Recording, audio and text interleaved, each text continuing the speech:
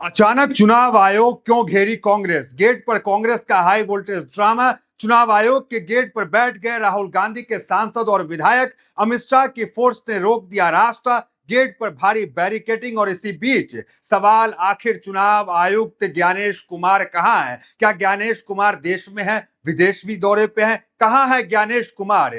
कांग्रेस के नेता अचानक चुनाव आयोग के दरवाजे तक पहुंचे, ज्ञापन देने की कोशिश की, लेकिन जब अंदर जाने की इजाजत नहीं मिली तो नेता वहीं जमीन पर बैठ गए और शुरू हो गया जोरदार धरना प्रदर्शन। नारे लगे, सवाल उठे और कांग्रेस ने सीधे चुनाव आयोग और केंद्र सरकार पर लोकतंत्र को कमजोर करने का आरोप लगा दिया। लेकिन इस पूरे हंगामे के बीच एक नाम लगातार चर्चा में बना रहा। वो नाम है मुख्य चुनाव आयुक्त ज्ञानेश कुमार का। क्या कुछ हुआ, विस्तार से बताते हैं। नमस्कार, मैं दानिश संसार और आप देख रहे हैं पीआरबी। सबसे पहले इस वीडियो पे नजर डालिए। वोटों में धांधली बंद करो, बंद करो, बंद करो। का ताला खोलो, चुनाव नीचे आओ, नीचे आओ, नीचे आओ। लोकतंत्र में तालाबंदी नहीं चलेगी, नहीं चलेगी, नहीं चलेगी। लोकतंत्र में तालाबंदी नहीं सहेंगे, नहीं सहेंगे, नहीं सहेंगे। अरे ज्ञानेश कुमार। देखा आपने। अब कुछ हेडलाइंस पर नजर डालते हैं बारी बारी। पहली हेडलाइंस देखिए, आयोग के दरवाजे बंद इसलिए गेट पर आना पड़ा, पवन खेरा ने ईसी पर साधा निशाना। दूसरी हेडलाइंस पर नजर डालिए, चुनाव आयोग के बाहर कांग्रेस नेताओं का धरना, उत्तराखंड में एसआईआर में गड़बड़ी का विरोध। तीसरी हेडलाइंस पर नजर डालिए, कांग्रेस ने एसआईआर को लेकर उठाए सवाल, चुनाव आयोग से की कथित अनियमितताओं की शिकायत। विपक्ष पिछले काफी समय से मुख्य चुनाव आयुक्त ज्ञानेश कुमार की कार्यप्रणाली पर सवाल उठाता रहा है। खासकर पश्चिम बंगाल से जुड़े चुनावी मुद्दे और वोटर लिस्ट को लेकर विपक्ष की तरफ से लगातार आरोप लगाए जाते रहे हैं। कांग्रेस और दूसरी विपक्षी दलों का कहना रहा है कि चुनावी प्रक्रिया में पारदर्शिता होनी चाहिए और अगर वोटर लिस्ट में किसी का नाम हट रहा है तो उसके पीछे स्पष्ट वजह और उचित प्रक्रिया होनी चाहिए। लेकिन अब कहानी उत्तराखंड पहुंच गई है और यहां कांग्रेस का आरोप है कि एसआईआर यानी स्पेशल इंटेंसिव रिवीजन की प्रक्रिया में बड़ी गड़बड़ी हो रही है और इसका असर लाखों मतदाताओं पर पड़ सकता है। तो आखिर पूरा मामला क्या है? कांग्रेस के नेता चुनाव आयोग के दफ्तर के बाहर क्यों बैठे? किस बात को लेकर इतना बड़ा विरोध हुआ? क्या और कांग्रेस ने करीब 8 लाख लोगों के प्रभावित होने का दावा क्यों किया? चलिए पूरी खबर सिलसिलेवार समझते हैं। दरअसल उत्तराखंड में एसआईआर से जुड़े मुद्दे को लेकर कांग्रेस ने गुरुवार को जोरदार विरोध प्रदर्शन किया। कांग्रेस के कई बड़े नेता भारत निर्वाचन आयोग के दफ्तर पहुंचे। इनमें कांग्रेस सांसद कुमारी सैजला, उत्तराखंड कांग्रेस अध्यक्ष गणेश गोग्याल, वरिष्ठ नेता यशपाल आर्य, कुलदीप सिंह थप्पल और पवन खेरा समेत कई नेता शामिल थे। नवभारत टाइम्स की इस रिपोर्ट को जरा गौर से देखिए। उत्तराखंड कांग्रेस ने निर्वाचन आयोग से प्रदेश में एसआईआर अभियान को लेकर कई शिकायत दर्ज कराई है। कांग्रेस का आरोप है कि उत्तराखंड में जारी एसआईआर अभियान के दौरान मतदाता सूची में संदेहास्पद तरीके से नाम हटाने सहित कई अनियमितताएं हुई है। एसआईआर प्रभारी महासचिव सैजला ने के नेतृत्व में कांग्रेस के एक प्रतिनिधिमंडल ने गुरुवार को निर्वाचित आयोग में याचिका दायर की है। सैजला ने पत्रकारों से बातचीत में यह कहा कि उत्तराखंड में एसआईआर की आड़ में बड़े पैमाने पर अनियमितताएं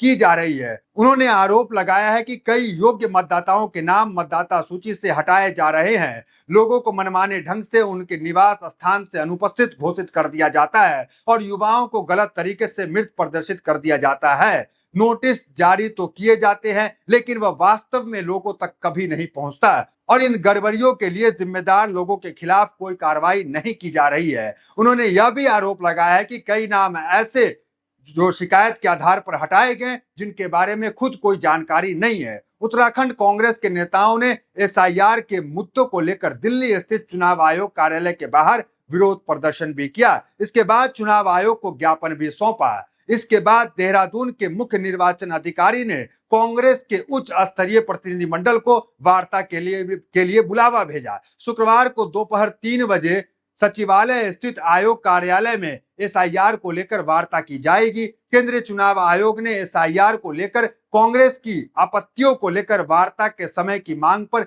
मुख्य निर्वाचन अधिकारी कार्यालय जो बृहस्पतिवार है को जो इसकी जो है वो निर्देश दिया आने को। इस आधार पर उत्तराखंड के सहायक मुख्य निर्वाचन अधिकारी मस्तू दास ने कांग्रेस अध्यक्ष गणेश गोगियाल को पत्र भेजा। इसमें कांग्रेस के एसआईआर प्रकरण पर विचार विमर्श के लिए उच्च स्तरीय प्रतिनिधिमंडल को 21 अगस्त को बुलाया गया है। बता दें, धरने के दौरान कांग्रेस नेताओं ने केंद्र सरकार और चुनाव आयोग के खिलाफ जमकर नारेबाजी की। चुनाव आयोग होश में आओ, चुनाव आयोग ज्ञापन लो, लोकतंत्र के हत्यारे ये सरकार नहीं चलेगी और संविधान विरोधी ये सरकार नहीं चलेगी जैसे नारे लगाए गए। यानी मामला सिर्फ ज्ञापन देने तक सीमित नहीं रहा है। ये विरोध प्रदर्शन सीधे चुनाव प्रक्रिया और वोटर लिस्ट की विश्वसनीयता को लेकर राजनीतिक टकराव में बदल गया है। वहीं चुनाव आयोग के दफ्तर के बाहर सुरक्षा के भी कड़े इंतजाम किए गए थे। पुलिस और सुरक्षा बल की भारी तैनाती की गई थी और आयोग के मेन गेट पर बैरिकेडिंग कर दी गई थी। कांग्रेस का कहना है कि अगर सब कुछ प्रक्रिया के मुताबिक हो रहा है और आयोग को विपक्ष की शिकायतें सुनने और उनके सवालों का जवाब देने में दिक्कत नहीं होनी चाहिए। दूसरी तरफ इन राजनीतिक आरोप और दबावों पर अंतिम तस्वीर तभी साफ होगी जब संबंधित अधिकारी रिकॉर्ड, आंकड़े और चुनाव आयोग का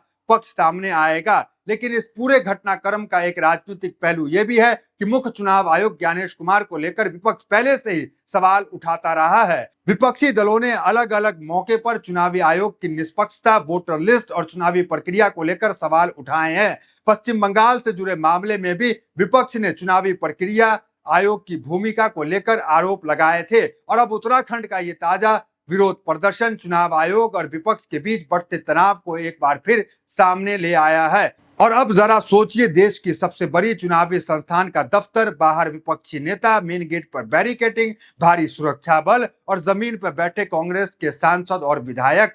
अंदर जाने की अनुमति नहीं मिली तो बाहर ही धरना शुरू कर दिए। यानी जो ज्ञापन आयोग के अंदर पहुंचना था, वहां जाकर देना था, वह कैमरे के सामने गेट पर ही राजनीतिक विरोध का हिस्सा बन गया। कांग्रेस कह रही है कि उसकी बात सुनी जाए, विपक्ष सवाल पूछ रहा है कि वोटर लिस्ट में आखिर क्या हो रहा है और चुनाव आयोग के सामने सबसे बड़ा सवाल यही है कि मतदाता सूची को लेकर उठ रहे राजनीतिक और सार्वजनिक सवालों का जवाब किस तरह दिया जाएगा। क्योंकि लोकतंत्र में चुनाव सिर्फ वोट डालने का नाम नहीं है। चुनाव से पहले मतदाता सूची में आपका नाम होना भी उतना ही महत्वपूर्ण है। अगर किसी नागरिक को ये डर हो कि उसका नाम वोटर लिस्ट में है या नहीं है तो ये चिंता का समाधान पारदर्शी तरीके से होना चाहिए।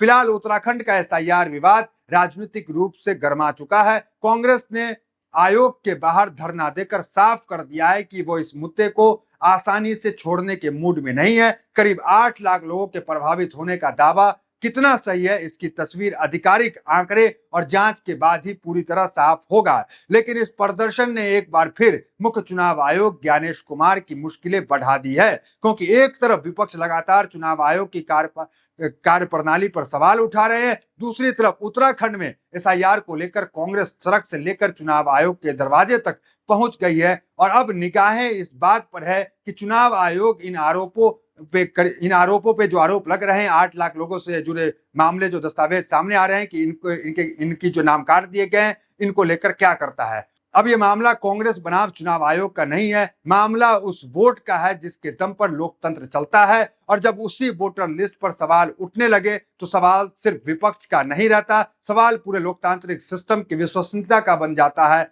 आपको क्या लगता है, कांग्रेस इन आरोपों पर चुनाव आयोग को सार्वजनिक तौर पर विस्तृत जवाब देना चाहिए? अपनी राय कमेंट में जरूर दें।